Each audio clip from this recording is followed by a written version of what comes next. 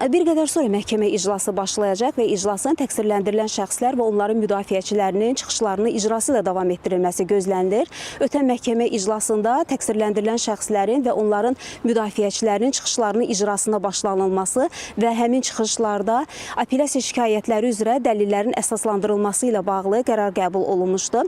Həmin vaxtı, həmin iclasda yalnız təqsirləndirilən Arayik Harutyunyan və onun vəkili çıxış etdi. Digər təqsirləndirilən şəxslər isə, həmçinin onların müdafiəçiləri isə çıxışlara hazırlaşmaq üçün məhkəmədən vaxt istəmişdilər. Həmin vaxt, zaman isə bugün tamam olur və təqsirləndirilən şəxslər və onların müdafiəçiləri çıxış etməlidirlər. Qeyd edək ki, təqsirləndirilən şəxslərin hər birinə 2 müdafiəçi ayrılıb. Eyni zamanda onların fikirlərini sərbəst şəkildə çatdırmaları üçün rus və erməni dilində tərcüməçilər məhkəmə prosesində iştirak edirlər. Həmçinin bu iş üzrə yarım milyondan çox zərər çəkmiş və zərər çəkmişin hüquqi varisi var ki, onları da məhkəmə prosesində hüquqlarını nümayəndələri müdafiə edirlər. Bizim bu saata çatdıracaqlarımız bu qədər, amma biz xəbərlərin növbəti buraxılışlarında daha geniş məlumatları çatdırmağa çalışacağıq.